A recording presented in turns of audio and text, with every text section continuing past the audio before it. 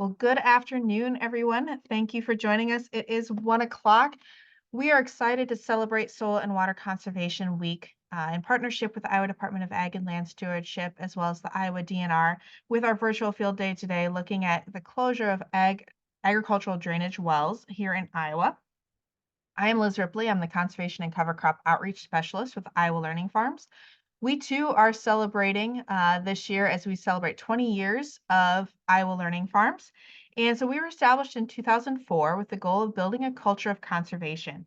And what that means is working with farmers and landowners, our agency partners like we are today, to look at conservation practices that improve water quality and soil health while also maintaining and sustaining profitability on the farm.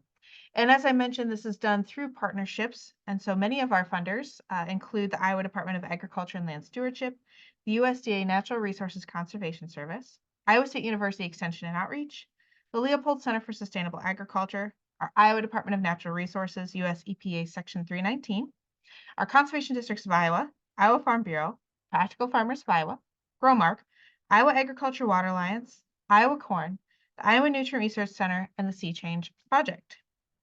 So as we go through today, the way it's going to work is in just a moment, I'm going to show some video footage from where this project is happening. Probably not this week given the rain, but work is definitely happening up there on these ag drainage wells. If you would like to ask any questions, I encourage you to submit those via the chat to me, and I will get those to our speakers.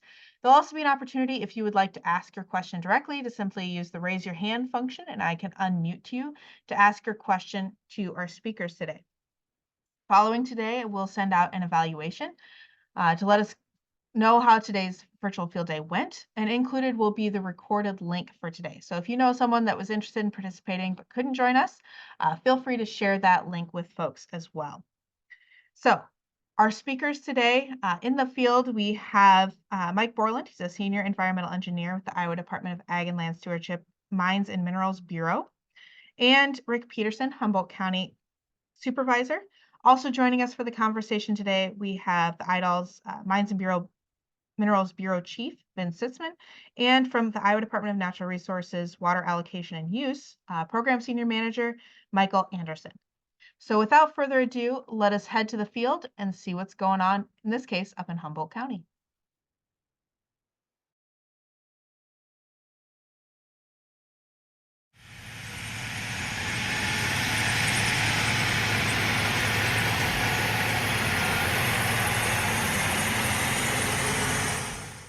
Hi, I'm Iowa Secretary of Agriculture Mike Negg. Happy Soil and Water Conservation Week to everyone.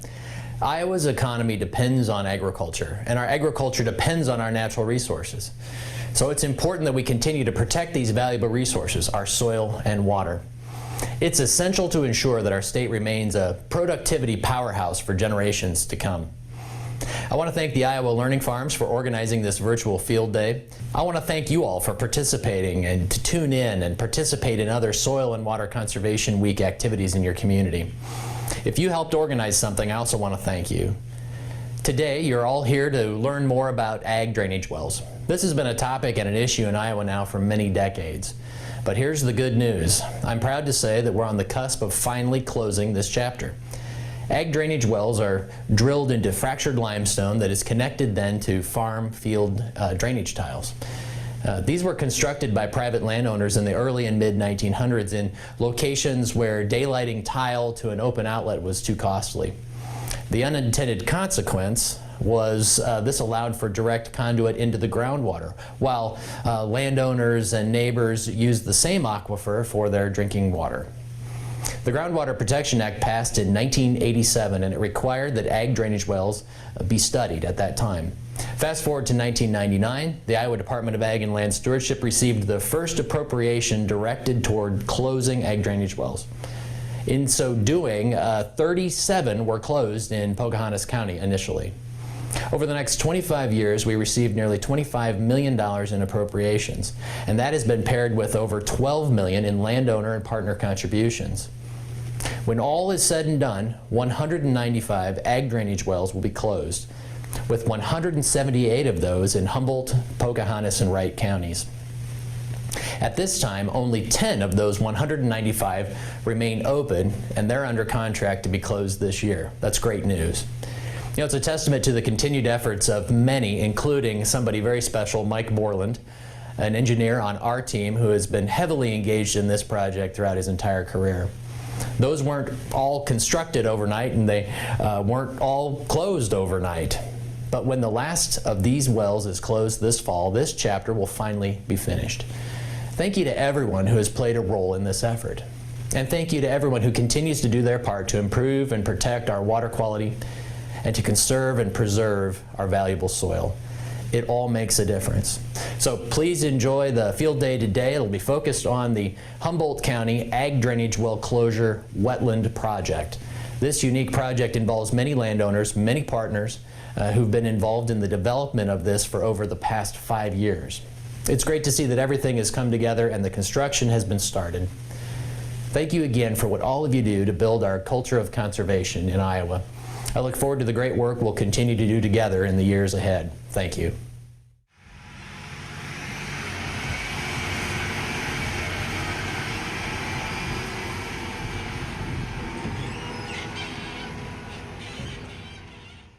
Hello, my name is Mike Borland. I'm an environmental engineer that works with the Iowa Department of Agriculture and Land Stewardship. And part of my role and my job has been to oversee the closing of ag drainage wells in the state of Iowa. Ag drainage wells, in case you don't know, they are wells that landowners, farmers put in back in the early 1900s to mid 1900s in order to allow farm tile to be connected to them to provide drainage.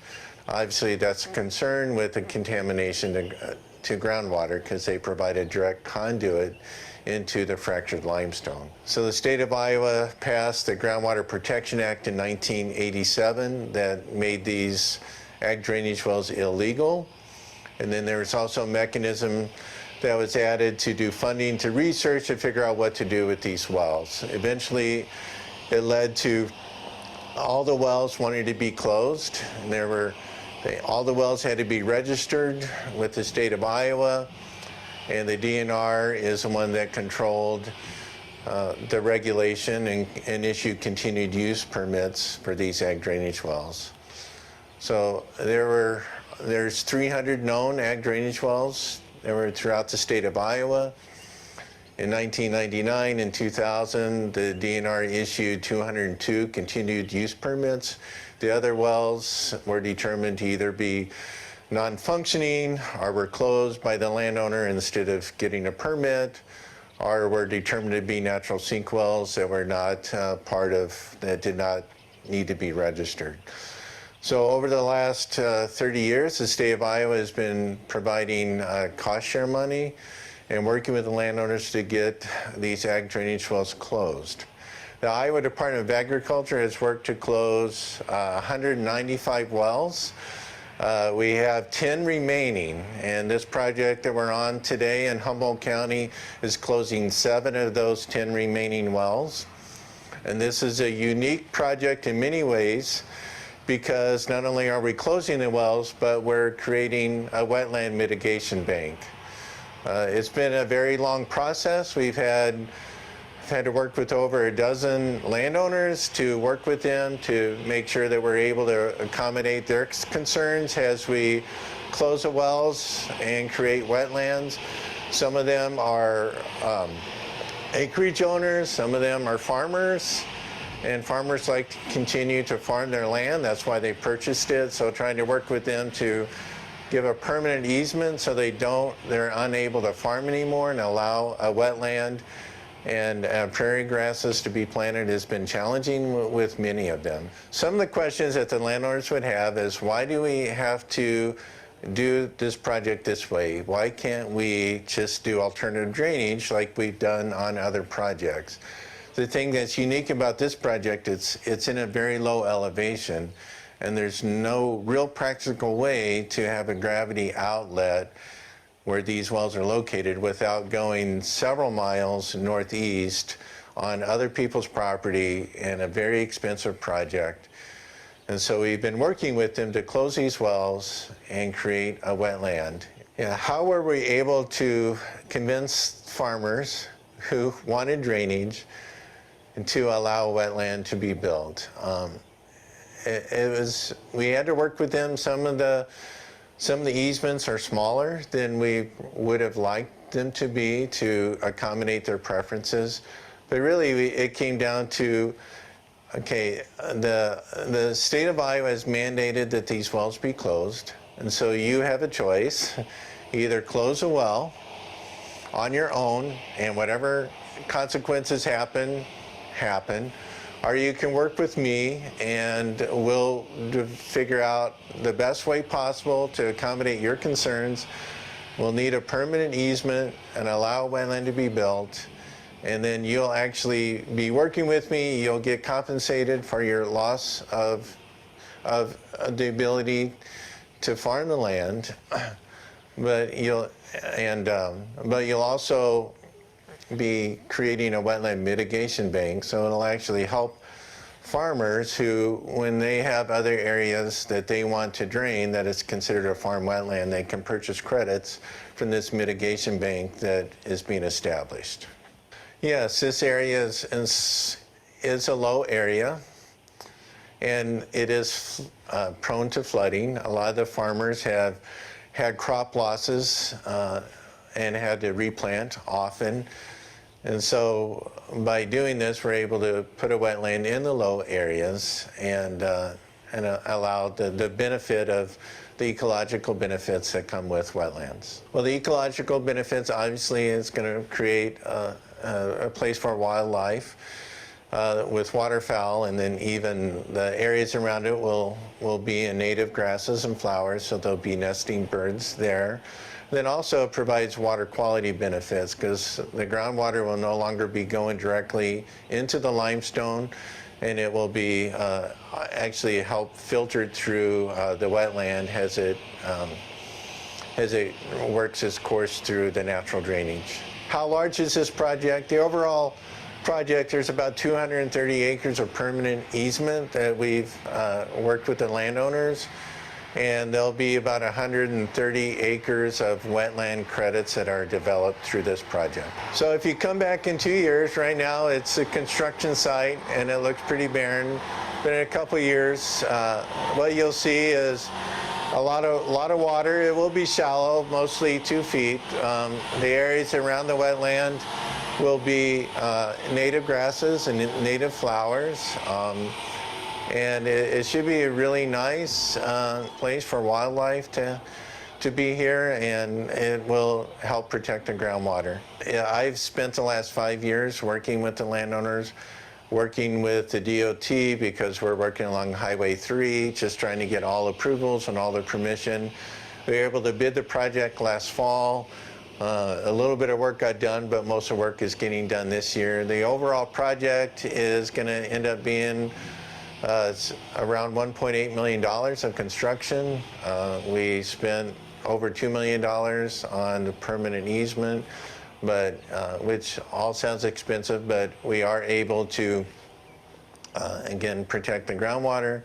We're able to create a lot of wetland mitigation credits through this project. You know, our department, one of our primary goals is to really improve water quality in Iowa, how farmers can be responsible farmers and help protect the environment. And this is one of the unique things about this project is not only are we closing the ag drainage wells, we are also creating wetlands that will help provide a lot of water quality benefits. So it really fits with the overall goals and direction that our department sees as important and directing towards.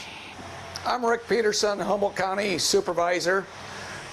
Been involved in this ag well closure ever since I got on the board about 13 years ago. It's been a great thing for the landowners. They would have been very difficult to do it without the cost share that the state provided, because some of these tiling projects were very extensive in the area of $500 to $1,500 an acre. Even with the cost share, it costs the farmers that much. So it would have been impossible to do without the cost share program. This project here that we're seeing here, the county is not actually involved in, but we did hold meetings to get the people together so Mike could talk to them. They could talk amongst themselves, have a lot of discussion. We had several meetings with the farmers trying to get this project going, mainly because this one was the most difficult in the county, most expensive. With the cost share, I think it was still going to cost some acres up to $5,000 an acre with the cost share. So that was to do a tile project. So they come up with this wetlands program, which is much more affordable. Works out great. Humboldt County started off with, I think, close to 100 wells, 93 or something like that, or 125. Some of those were involved in drainage districts. Some were private wells. So we help the local farmer do the private closures also. So, you know, if a project involved two neighbors, they worked together with the state, got the wells closed, got refunded the money. So we help facilitate those projects. We had several drainage districts that had drained a lot of acres into several wells, and we helped work with those. Those are a little more difficult because it involved way more people, but that's how drainage law works. It was petitioned to do it, and we followed through the legal aspects of it. Some farmers didn't like it. That's unfortunately the way projects go sometimes, but it was good for everyone in the end. This project here was different than our other ones because it isn't a drainage district. And closing the wells here is going to flood land. So it's a more harder sell for the farmers. Some farmers are going to have to relocate land, hopefully purchase land somewhere else. And some have done that. Some are staying here and creating their wetlands with Pheasants Forever and Ducks Unlimited and things like that, which is great for the conservation part of the projects. The county was more of just a facilitator in this because we had no control over the project. Where in drainage districts we have some control. This one here was basically getting the farmers to sit down at the table and talk. It was a different type of setup for us than we're used to. But it worked out well in the end. It's been a long time coming, and I think it's a great project for the area. When we look at wetland projects, it brings in a lot of business in the area of duck hunters, pheasant hunters. Recreational land is a top priority in Humboldt County because it draws people in. People enjoy those type of things, whether it's the hunting or just the viewing of wildlife. And water quality is also a big thing for Humboldt County, and I do believe farmers have that at heart because they drink the water also. So the overall ag closure project for all these wells has been a good thing for Iowa in general and Humboldt County.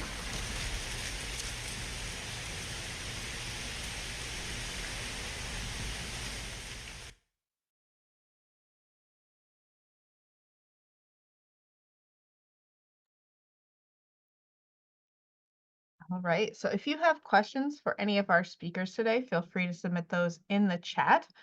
And I will invite our speakers to unmute and join me here as we take a little bit closer at what does an actual ag drainage well look like, Mike?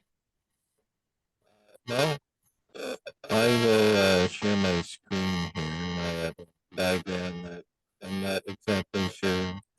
It sounds like maybe your headphones got a little unplugged or wonky. We're getting a little bit of feedback. Okay. Is that better? Still kind of sound robotic, but we can see the screen just fine.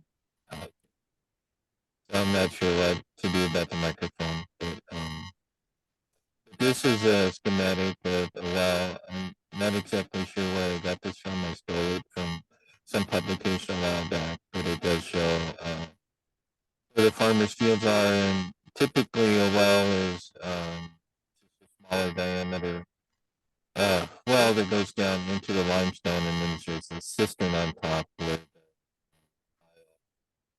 the farmer's field are dumped into. And so, come do it in my office. Does it sound really bad? Should I try to change computers?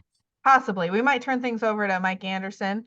I'll have him unmute to talk a little bit about DNR's role in these ag drainage well closures as we look at how their connectedness here in this image leads them to be incredibly connected to our groundwater systems and what that means for water quality. I'll talk for about 5 minutes or so on just the regulatory background and how we worked with IDALS and how the project was so successful, in my opinion. This document was a policy document in between IDALS and DNR on essentially the issue we worked with as agencies was we were directed in '87, as Secretary Nag mentioned in his opening video, to take care of the problem, to eventually close all these. But practically it wasn't an easy matter to go from 1987 to where we are now. A lot of work had to go into this. What we did in both internal meetings and then in consultation with DNR is do a survey of a whole bunch of the drainage wells. I think Mike alluded to that.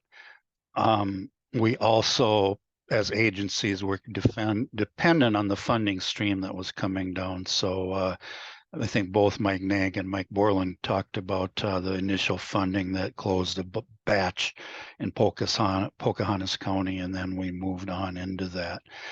DNR, as Mike alluded to, was charged with giving permits to those that were remaining with the understanding that they would all eventually be closed. And we wound up issuing 202 continued use permits with supporting conditions. This document here talking about was just an agency commitment to continue to support IDALS as they moved through the list and negotiated with landowners. Mike himself and I actually went to a couple of projects and had some meetings, etc. One comes to mind in Wright County a few years back on a really, really cold day, but we always seem to be able to accomplish a lot of outreach to the public, mostly from a public standpoint. What the public needed to hear from DNR, I think, was that we were working with IDALS and that in the interim, as these wells were processed and contracts were let and things like that, that DNR was not going to come down in a compliance related fashion and fine anybody or be in an antagonistic manner.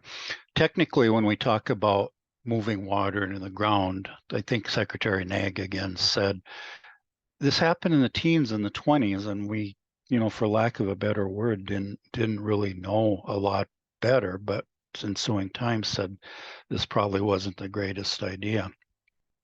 But it really required a cooperative effort to work through these things.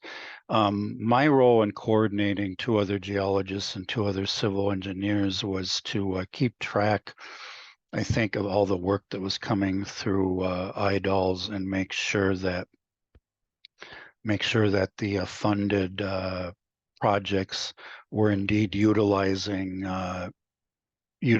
cost share funds appropriately, in that they had already received continuing use permits.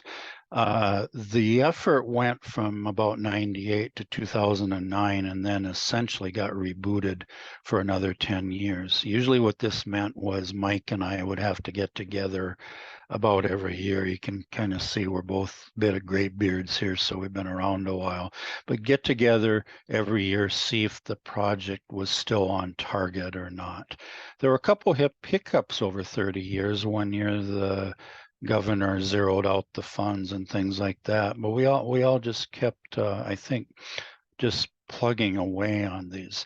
Mike Borland also in his talk emphasized that some wells were reclassified as either sink wells or non-functioning wells, or some other things like that, holding basins that transferred waters to another well. And each and every one of those had to have some type of field inspection. My last big thing was just to talk about why did the legislature do all of this? What was the reason for the project? And, we talk about reducing contamination or reducing the contamination potential. And I'm going to talk in both real general aspects and then give one specific example of one of the things this was able to accomplish. The biggest type of overland drainage into these types of wells that had contaminants was either bacteria, your classic coliform bacteria, or nitrates, and direct conduit into the ground. These are acute contaminants under the Safe Drinking Water Act. It's really not in anybody's interest to drink water that's high in bacteria or high in nitrates. There's consummate health effects that occur from these things. In the 2009 reboot of all this program, we also set up a program with our field office inspectors as part of issuing the continuing use permits to try to determine if any and all of these wells that were left had any septic tank drainage going right into the wells. And we found a couple. We actually did pretty well with our study in that there were about, at that time, I think roughly 100 wells left, and we only found a couple that needed immediate intervention because they tested so high on the water quality end of thing. One of DNR's other things as part of this process was working closely with the Geological Survey, which over the course of the project was both affiliated with DNR and then just as another partner agency. And we studied some wells in Floyd County to see what the contaminant levels were going into them, and when they were closed, how that changed the contaminant mix. And as you might guess, just plugging these holes in the ground, taking away the straw, if you will, tends to make water quality get a lot better. One last thing to think about, though, and one big thing this whole project accomplished, especially thanks to IDALS and their programmed approach, was some very vulnerable sites. Now, each and every one of the wells could be considered vulnerable just by nature of the way they're drilled and the way water goes into them. But some were located in some unfortunate spots, some very close to existing confined animal feeding operations. And one other one that jumps to mind was just along Iowa Highway 17th between, I believe, Corwith and Wesley, just right along the highway right of way. Now, nobody's fault where it was drilled, it was discovered, it was cataloged, but the nightmare scenario was always what happens if there's an accident on a road and a truck overturns and fertilizer goes right into the well or something like that. So getting wells like that closed and closed expeditiously was one of the very big accomplishments of this project. And what I recall is that particular well was closed fairly early in about 94 or so, kind of moved to the top of our and IDALS priority list at the time. One last thing before I'll turn it back is cooperation was just essential through this. Lion's share of the effort, in my opinion, went to the field people, the people within the counties. A lot of just mutual respect and negotiation had to take place. We had to have landowners cooperating. And the gist of the program was the state is going to help with cost share to make this happen, because it wasn't necessarily the fault. This potential pollution wasn't necessarily the fault of anyone, and most especially doesn't need to accrue to the landowners. But environmental agencies, when they do permits, tend to accrue fault, if you will, onto permits, onto the immediate landowner. And I think our collegial effort of just working through the problem, taking time, but working through the problem served to reassure a lot of people and help landowners understand that this was, again, a state cooperative effort. So getting down to the last 10 or so, as both Mike and I sit with our gray beards, does feel like quite an accomplishment. And it's certainly not just us. It's certainly not even everybody in the room. A lot of people over the last 30 years have contributed a lot to that, including some people within the state legislature who kept kind of in my opinion, their eyes on the finish of this project. So that's it. Thank you, Michael. And maybe we can give Mike Borland another test here to make sure your mic is working, because I've got a couple questions. That sounds a lot better. That I know you have some images for. And so you were talking about closing, or what ag drainage wells look like. And so there's a question here is, what is the process of closing them? Are they simply capped, or are they deconstructed and totally removed?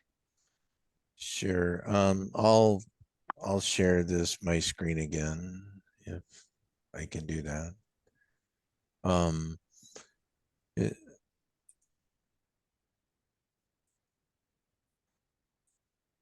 And with this diagram here, using that as an illustration, what we would do as part of our project, many of our projects had multiple wells, and so there'd be an engineer would design kind of a new tile system that would essentially tie into this well and redirect water away from it. And so a lot of our projects were essentially, instead of allowing the water to drain down into the limestone, would be like most drainage things are now, where they're tied and then go to a gravity outlet. And then once those tiles were in place, then this well would be plugged from here on down, either with cement or bentonite hole plug. And then this cistern would be removed, and then this would be filled in, and it would look just like a farm field. So when everything's done, you would not even know that that well had been there, and they're just able to farm around it. So. And I know you've got a map, because someone also asked, like, where are all these ag drainage wells? Are they limited to a certain county in the state, or are they found all over? The lion's share is definitely in Humboldt County, but. Sure. This is a map that I developed based on a shape file. Yep, we're still looking at your diagram there, not the map. Oh, okay.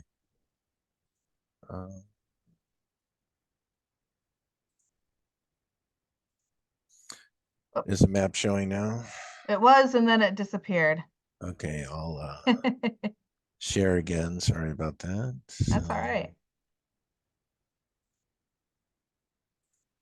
So this is a map that shows the state of Iowa, and this is a shapefile that I took from the DNR's website. So as you can tell, there's a lot of wells here in Humboldt, Pocahontas, and then in Wright County, a number in Floyd County. Our program did not end up closing a lot of the wells in Floyd County. Those were closed kind of prior to when they were first needing to be registered, to when they are least acknowledged, to when they were given continued use permits. So a lot of those were closed with some other funding mechanisms or by the landowner at the time. But this shows roughly approximately where the 300 wells were originally located. So. And so I'll toss this out to Mike and Michael. Have some of your ag drainage well closures required any litigation against landowners who are reluctant or refused, or is this through patience and persistence been entirely completed? I can answer this. We and Michael, you can feel free to join in, but a lot of the wells were part of a drainage district project. And as Rick Peterson mentioned in the video, if you're in a drainage district and the drainage district approves the project, you really don't have any choice. There is some laws in place for remonstrance, and one of the projects I was involved in, they initiated that, but they did not get that through. And so if you're in a drainage district and the project's approved to close the wells, provide alternative drainage, then you really don't have any say. If it's a private well, then it's really up to the landowner, and we would work with them. And essentially, what I would say is, if you don't work with me, the DNR is going to make you close a well and provide enforcement. And so your best option is to work with me and receive cost share. And in two projects, the one in Humboldt County that we're highlighting and another one in Wright County, we were able to actually close the wells and create wetlands. And so there was no enforcement that was needed, but that was always kind of a backup if we needed it. And like Michael said, we worked pretty closely together. And I knew that if I needed Michael through the DNR to send a letter to the landowner, that they would do that. But fortunately, we did not have to do that on any of these wells. So. I would echo what Mike said. Patience and persistence, as you said, Liz. We did have one gentleman who is deceased now, but lived in Humboldt County, that started in the process and felt strongly that he didn't need to apply for a permit, and we did begin some aspects of legal action. I believe his family was able to prevail upon him that it would be easier to cooperate with the state rather than fight the state, and that was in a bit of limbo for a while. When he passed, his sons basically signed on to one of the Humboldt drainage district projects, so any potential for litigation we kind of evaporated there. As Mike said, I think the best thing we were able to do as an agency, in my opinion, is just say what we can offer is we can defer any type of compliance and let IDALS do its job and frankly stay out of its way. But if you choose to not comply and cooperate, there is the potential of a hammer eventually coming down. So fortunately, we just didn't have to use that much. And maybe this is something that could be added. I know there's a website dedicated to this project, because someone's curious if this map is actually available online. So maybe if it's not, maybe it's something that could be added to that website for IDALS. I would imagine we could do that.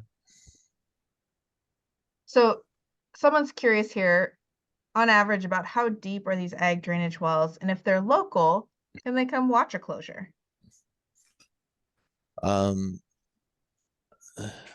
Michael, I'll let you, since Okay, you permitted them, you know more about their depth. Yeah, very, very quickly, a little bit. I have a background both in geology and civil engineering, so we kind of developed the permits. Geology and drainage wells are very like real estate. It's location, location, location, meaning different counties have deeper wells. I think a lot of the ones in Humboldt averaged, if I recall my numbers correctly, of 140 to 160 feet deep. A lot of these, it depended on what the well driller found when they were drilling these things in the teens and the 20s. So in Floyd County, they tended to be a fair amount shallower. The number 70 or 80 feet jumps to mind, but it depended how far they needed to drill their well and where they felt the water was being dispersed properly, that they could dispose of it. So it was a very individualistic decision. Probably if we took like 300 wells, we might get an average depth overall of like 120, but it really varied site to site. And in watching them being closed, there's 7 in Humboldt County, there's 2 left in Wright County, and there's 1 left in Floyd County. So, and I can't say for certain, especially I know that in Humboldt and Wright County, That's probably going to be one of the last things that gets done in the project because they're building wetlands and they don't want the water messing with their construction. So they're going to do all the construction first. That's going to be one of the last things. When in Floyd County, you know, and again, all of these are on essentially private property. So I don't know if it'd really be possible to go and see them closed. So I've got a couple questions that are somewhat related.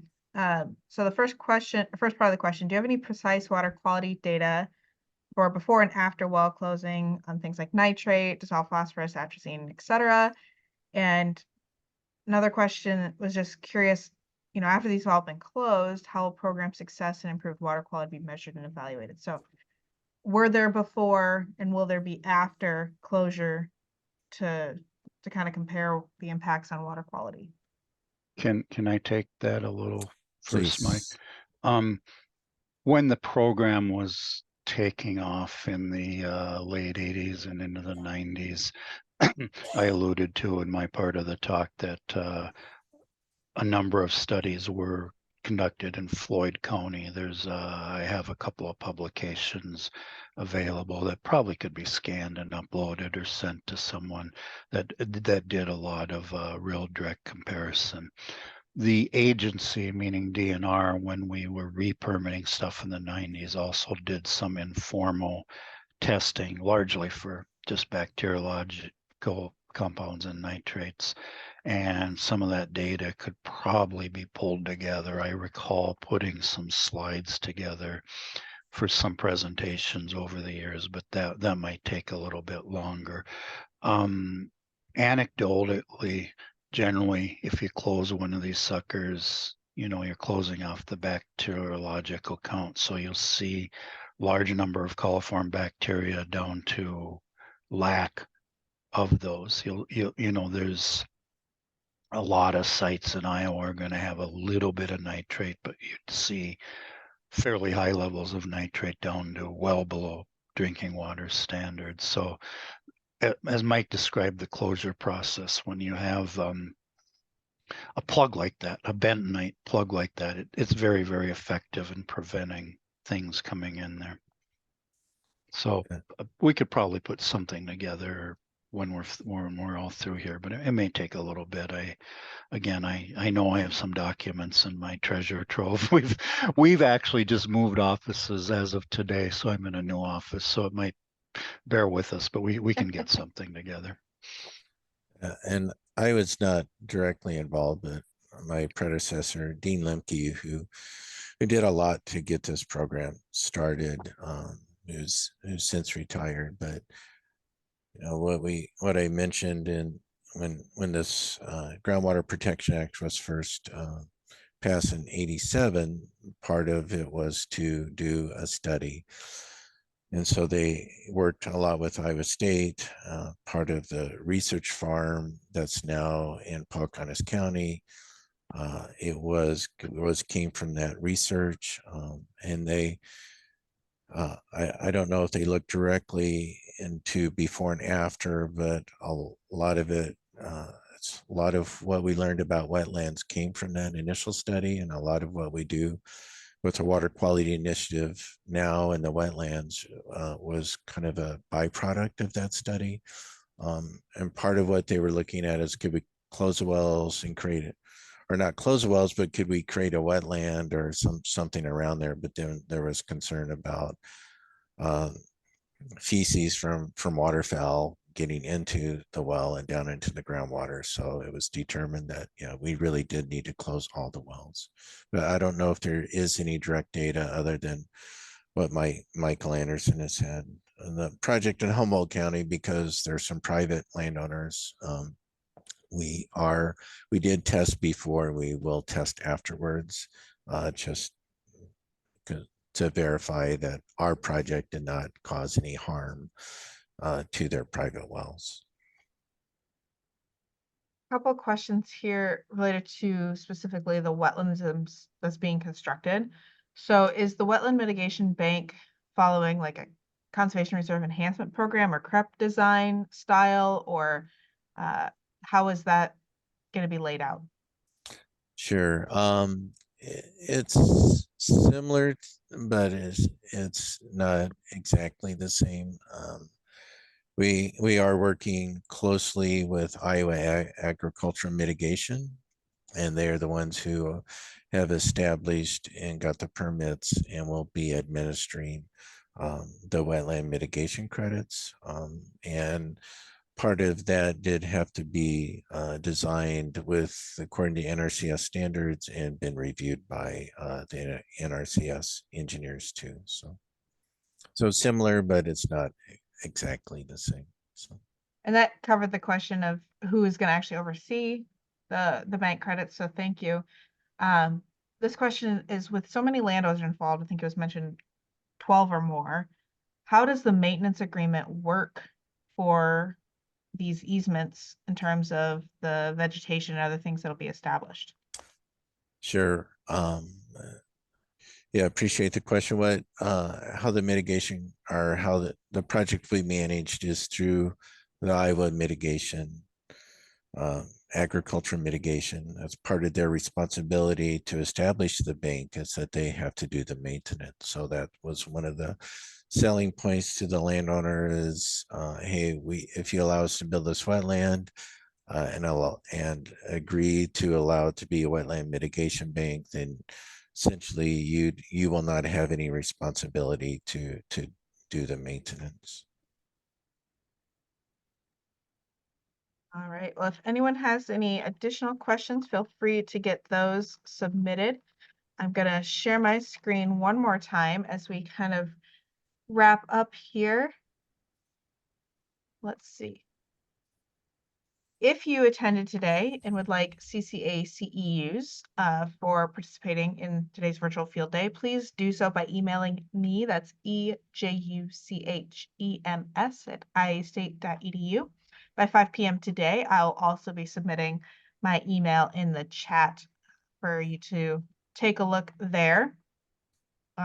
So it does ask for your name, the name you entered to watch, if it was different than what you're registered as a CCA, and then your CCA number, and I will submit that to the board to get you that credit.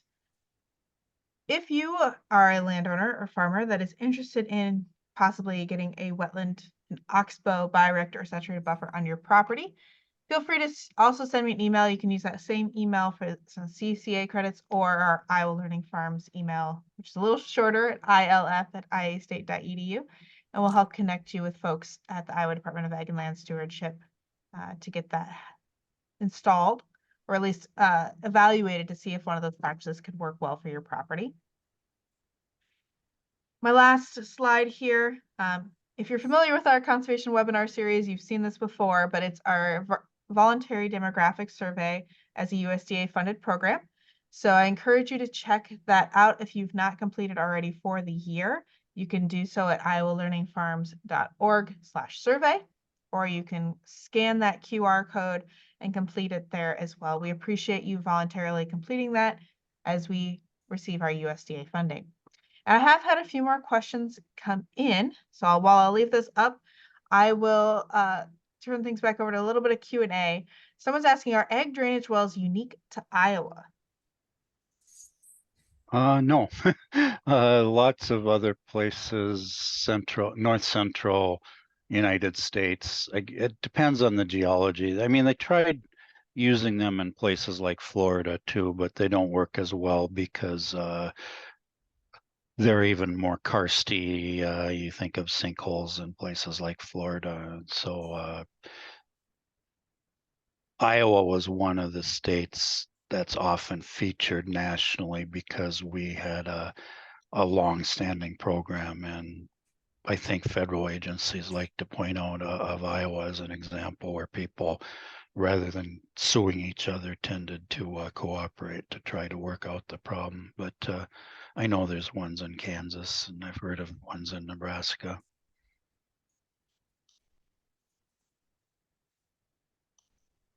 Another question that has come in.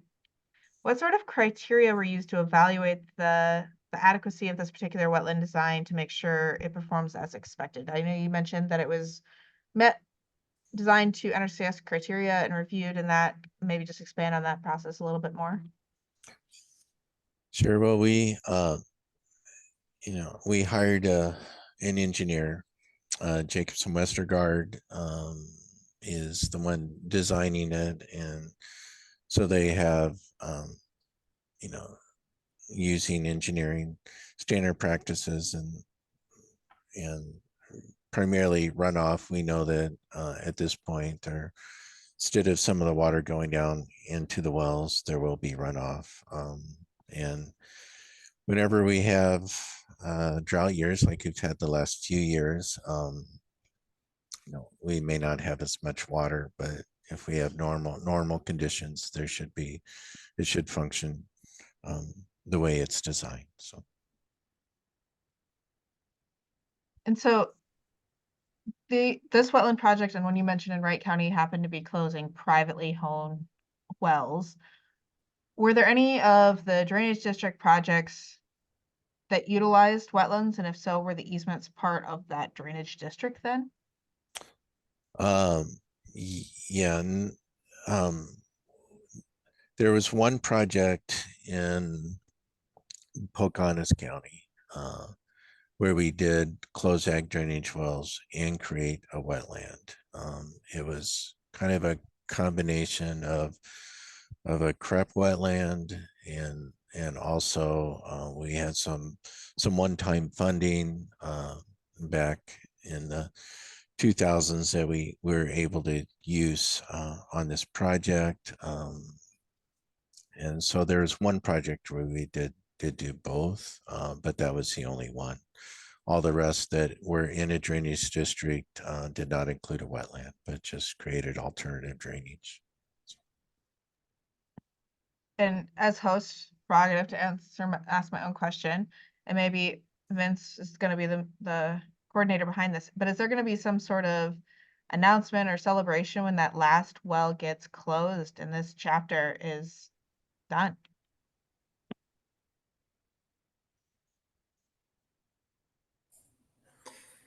Yeah, this might be better answered by Mike, but I'll take a stab at it. So yeah, we don't have anything formally planned, but we're pretty excited about that the end is near on these sites. So I imagine we will definitely have some sort of celebration. I just can't tell you where and when at this point in time, but we'll make sure to get notice out when that does happen. I think both Michael Anderson and myself, we will be celebrating even if no one else does. So. And just a comment in here from one of our attendees: kudos to IDALS, Iowa DNR, and the landowners for your collective leadership to facilitate these closures. This is a great success story and an important improvement to our groundwater quality. So thank you for your work on this project for many years. And as our Secretary of Agriculture noted, that it was many hands involved, and we hope that through projects like this and the creation of many more wetlands across the state of Iowa, we can continue to work towards our Iowa nutrient reduction strategy goals of improving water quality here in Iowa and downstream, because we're all connected. So I'll leave the final word to Mike or Michael on these ag drainage well closures. No, I just appreciate so many people have cooperated over the years, and even our legislators seeing the value and importance of this and providing funding to provide cost share and to protect our groundwater and improve our environment. And so, many people appreciate even the Dean Lemke, who was my predecessor, and all the work that he did to get things started and established. And I kind of came in after things were in motion and have helped continue to see this to the end. And it's nice that we're this close to being done. So. And I would echo what Mike said. There's a lot of different people worked on this, and I think it's a testament to what can be accomplished when people are just willing to cooperate and work together. So kudos to everyone.